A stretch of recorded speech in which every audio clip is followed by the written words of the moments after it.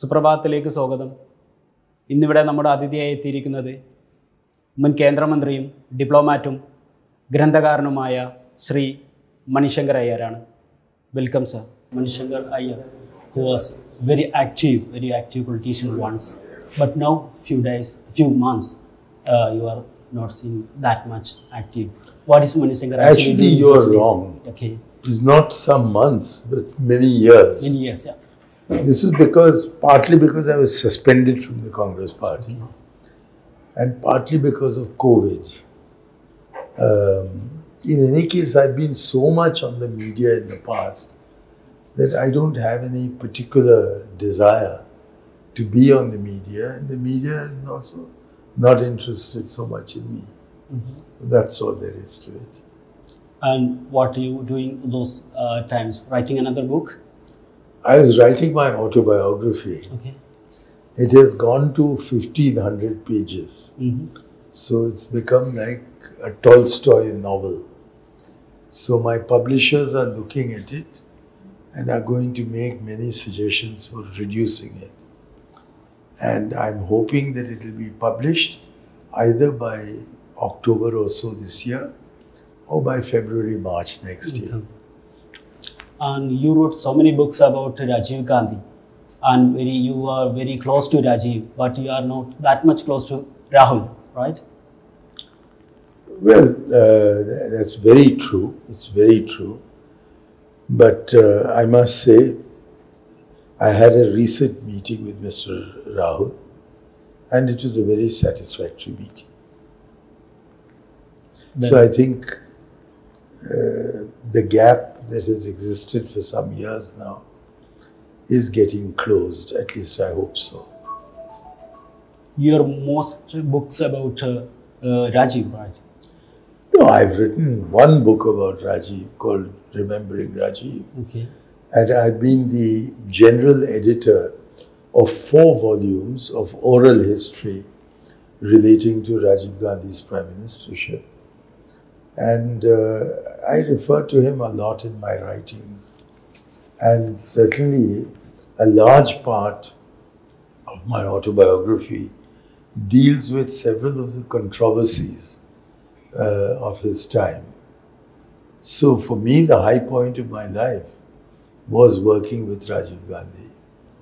And the low point was his assassination. But nevertheless, other things have also happened. Other people have figured in my life. And so, while one very large portion is about my years with Rajiv, there are many other things also in the book. Okay. Before you go into politics, you were a diplomat. Now, first of all, I would like to ask you about the Ukraine-Russia war. How can stop this war? What is the solution? Is the Russia trying to remake the Soviet Union? I think a solution is very easy if the Russian invasion stops. I don't think the Russian invasion is going to give a solution that is either satisfactory to the Russians or will in any way be acceptable to the brave Ukrainians. But there is a long story behind this invasion, which is now being in many ways suppressed by the West and ignored even by the Indian media. The country with the longest land border with Russia is Ukraine, and the country with the longest sea border is also Ukraine, at least for the European part of Russia. Now, therefore, the security of Russia is very dependent on a friendly Ukraine, especially as in eastern Ukraine, that is east of the Dnieper River, there is a big Russian ethnic minority. And they are in favor of very good relations with Moscow. To the west of the Dnieper River, western Ukraine, looks west. So it is a country that is divided in itself. And in these circumstances, it should perhaps have chosen neutrality. But the Americans have been very active in overthrowing the previous president, who was pro-Moscow, and in enabling this man to come in now, Zelensky, who has proved himself a very strong patriot, but not a very intelligent statesman. Because what is happening as a consequence of his being adamant is that his own country is being destroyed. But the Russians have also been, I think, very foolish in not finding a diplomatic, but promoting actually a very cruel invasion of Ukraine. If there were to be a ceasefire and discussions and diplomacy were allowed a chance, then I think a solution could easily be found which serves the interests of Russian security and preserves Ukraine's sovereignty. I would like to remind your readers, your listeners, that who are all, or most of them are very young, they probably don't know about or don't remember what happened in 1962 when the Soviet Union placed missiles in Cuba and Kennedy threatened nuclear war if they were not removed. So if the United States felt threatened by missiles in Cuba, which was 70 miles off the coast of the US, how much more threatened would not Russia feel if right on its border there were to be a hostile power? I mean, would we be sitting back if say China walked into Nepal or walked into Bhutan? We would react. So in these terms, there has to be a reconciliation of Russian security concerns and the sovereignty of Ukraine. And that can only come about through talks between a Ukrainian delegation, a high-level delegation, and a high-level Russian delegation, to be eventually settled, all the fine points, signature of the agreement, by Zelensky and Putin at the end of the day. Now, when Modi became a Prime Minister of India, our bilateral relationship between Pakistan became so weak. Is the Pakistan our rival country or neighbor country? How can we? In my opinion, it is a neighbor country. Coming here, I passed a restaurant called the Calicut Karachi Darbar or something like that. So that's what we need. We need Calicut and Karachi to become neighbors. And that can only happen if we do exactly what we are recommending to the Russians, which is to open a dialogue. But we haven't even talked to the Pakistanis for the last 7 years, 8 years.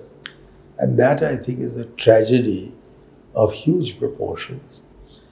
You cannot choose your neighbors. So Pakistan is our neighbor. And the sensible thing is to be friends with neighbors and not enemies. And unfortunately, successive governments in India have either not even opened a dialogue or have not sustained a dialogue for as long as is required to sort out problems between India and Pakistan, which is why I have been advocating for the last several years that we have a process of uninterrupted and uninterruptible talks with the Pakistanis. And my own experience of that, because not only was I in Karachi for 3 years, but now it is 40 years since I came away. And in these 40 years, I have visited Pakistan more than 40 times.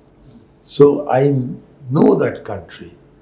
And I believe that if we were to initiate serious and intensive discussions with them, then we should be able to find reasonable solutions.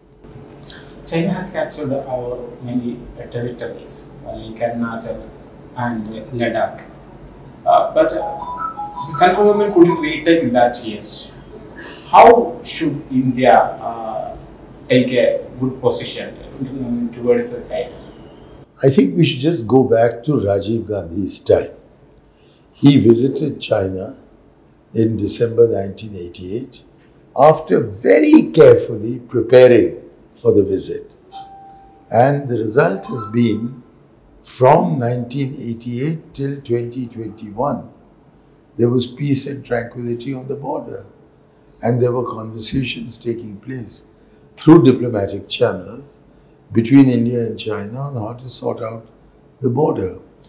The border between the border between India and China has traditionally been marked by the Himalayas, which were till the 21st century almost uncrossable. But now with aviation, we have become very close neighbors, and it will take no longer to fly from Kunming to Guwahati than it does to fly from Delhi to Lahore. So therefore we have to accept a new historical position that China is no longer a distant neighbor, it's a very close neighbor. And the border with them has never been defined. So we should enter into negotiation with a view to throw away the baggage of the past and just go in with an open mind and find a reasonable solution. I think the Chinese are still willing to accept the McMahon line in the north, and we ought to find some compromise in Aksai Chin so that there is a mutually agreed border between our two countries. And then we can respect that border. Okay. But by not talking to them, or by unilaterally saying that all this is ours, or by unilaterally rejecting anything they have to say, I don't think progress can be made. And making progress is essential. In fact, in my view, making peace with Pakistan and ensuring tranquility with China should be the two highest priorities of our foreign policy. And we should not allow the Americans to determine what we should do with the Chinese. I am personally against this Quad, particularly the military dimension of Quad. And I think it would be a mistake for us to become part of the new Cold War between the Americans and the Chinese. We shouldn't be part of it, because if that became a hot war, that hot war will be fought on Indian territory. And we will be the biggest losers, whoever wins. While you were away from the active politics, there were so many things happens. Babari judgment, CAA comes, and abrogation of 370. How do you, what is your view on that? I think we did a lot of very good things. And we did some things that we have to think about again.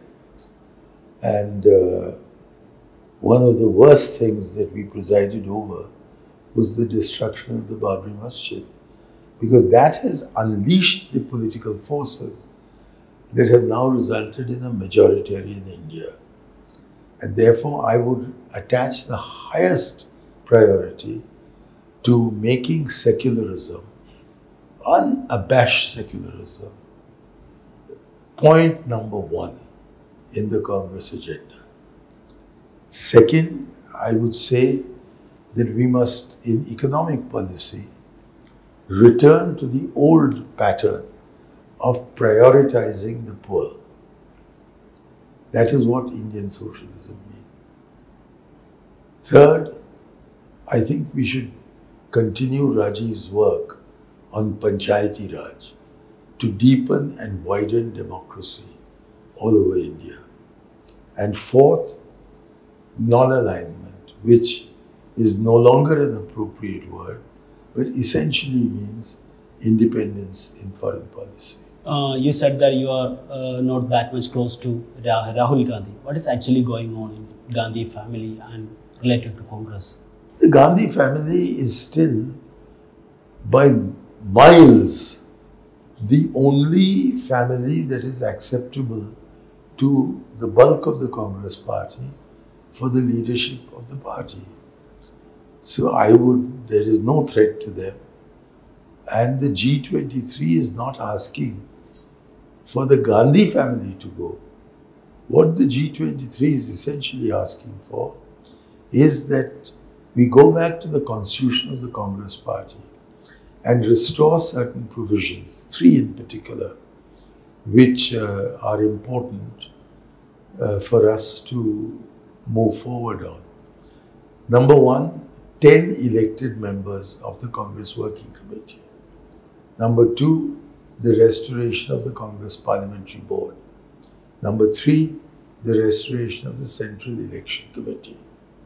So if we do these 3 things, we'll greatly strengthen the organization. And on the ideological front, I think we should be conscious that in recent times, we have been regarded as trying to become a soft Hindutva party. And that is a road to disaster. So we must stand up without fear of being a secular party that stands by its minorities and does not believe in majoritarianism, and certainly does not believe in dragging religion into politics. Secondly, I think we need to clarify the object of our economic policy and our foreign policy. And all this will enable us to emerge as a viable alternative. And in the interim, before we so emerge, I think we should encourage alliances with parties who are demanding a kind of federal front.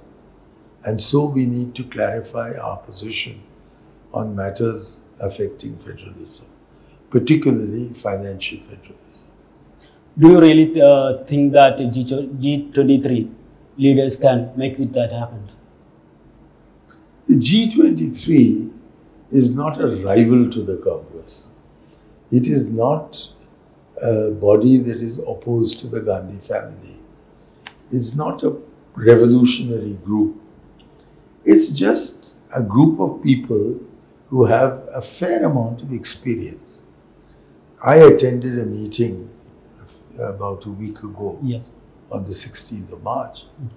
I found myself sitting with 5 former chief ministers, okay, and 7 former union ministers. And this is, I don't think any party can produce so many ministers, so much experience. They're all not being used. And therefore, there is an attempt to again become relevant to the party. Because while the party does need youth, it also needs age and experience. And we've always combined the wisdom of age with the enthusiasm of youth. And that is the way forward. Okay. You once said that the declining of the Congress started much before the Babri Masjid demolition. Oh yes, it goes back a long, long time. You see, at independence, we were effectively the only political party in India.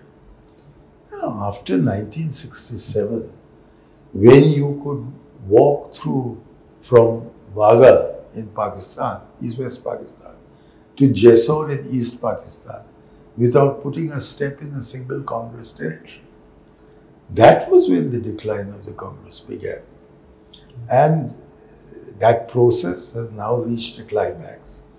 And so we can't have business as usual. There has to be fresh thinking and a fresh understanding that we are no longer the natural party of governance, and that we are definitely going to have to spend a lot of time in the opposition. So instead of wanting to become the party of power we should, in the immediate future, aim at being an effective opposition party in association with a number of other parties. Now in Kerala, we have the experience of the United Democratic Front. The Indian Union Muslim League is not the Congress, and the Congress is not the IUML. But we've been together for how many decades now? I don't even know. Maybe 30 or 40 years. So in a similar way in Tamil Nadu, we've always aligned with one or the other of the Dravidian parties. And so this country requires the different opposition parties to come together in an alliance which will be strong enough to take on the BJP, which is essentially a party of the North. Not party of the South. It isn't. Where are they? They're nowhere. Okay, how do you think that how the Babari Masjid issue contributed to the decline of the Congress? You see, now the Babri Masjid does not exist. And when the Congress offered to rebuild the masjid, the Muslim community did not support it. So when nothing exists, what can be saved? And the judgment that has come has given the entire land to the Hindu community. Whereas earlier judgments were in the direction of dividing that land between the Hindu and Muslim communities so that each of them could build their respective places of worship there. And they've given some land at Dhanipur, about 5 kilometers from Ayodhya, to the Muslim community. And I have been regularly making my financial contribution to the mosque complex because it's a brilliant idea they have. Apart from the mosque, there's going to be a multi-speciality hospital open to all communities. They're going to have a school, possibly a college, open to all communities. They're going to have a mess that is open to all communities. They're going to have a library and research center open to all communities. So that should be supported. But I understand that various clearances are not being given by the central government, which is why progress on the spot has been extremely slow. So I hope to be able to visit Dhanipur in the next few months and see whether I can learn more about why progress there is as slow as it is. How the Babari Masjid issue contributed to fall of the Congress? Well, I mean, think the decline of the Congress. I think it is the biggest blow, biggest single blow that the Congress ever received, and we've never recovered from it. If the Babri Masjid had been protected as it should have been, I don't think the BJP would be in power today. Congress will remain strong also. Well, the BJP would not have come to power. Okay. Maybe several others. But the way in which the BJP engine is moving forward in our country is principally because, not only because, principally because the Congress did not save the Babri Masjid. What is your view on that about the abdication of a 370 of Kashmir? Well, my personal view is that we should have opposed it and that we should have been much more active in arguing for the civic and constitutional rights of the Kashmiris. We should have insisted on habeas corpus petitions being prioritized by the court. We should have been much more vocal on this issue than we were. And because we kept ourselves relatively quiet, and that is because there were divisions within the Congress, and the leadership did not put out a line that we could all follow. We have, I think, lost a great deal of support that we might otherwise have had if we had been vocal on the Article 370 question. There are so many controversies related to, one is the niche and something like that, and other one is about your remark about Mulayam and About? Mulayam Singh Yadav. It was many years back. Yeah, don't you think that it would be avoidable? You know, controversies are made, they are not self-created. For instance, you just said something that is utterly, utterly untrue, which is that I described Modi as niche. I didn't. My words, you can see them on television today, are that he was a niche kisam ka aadmi. It is he who twisted it and said that I had called him of a niche jati. And the Congress party gave credibility to Modi's interpretation by suspending me from the party. So I'm not responsible for that. I was very careful in my choice of words, and the Congress was not careful about checking with me or checking from television as to what exactly I had said. And this business of Mulayam, I was struck by the fact that there is a physical resemblance. So when somebody asked me, how can there be a physical resemblance? I said what I had to say is a sense of humor. So if you want to take it seriously, that, you know, my father was making love to his mother, is rubbish. It's not the way in which we talk. Okay, sir. Thank you very much. Thank you. Thank you very much. Waytonikah.com, the exclusive Muslim matrimonial site.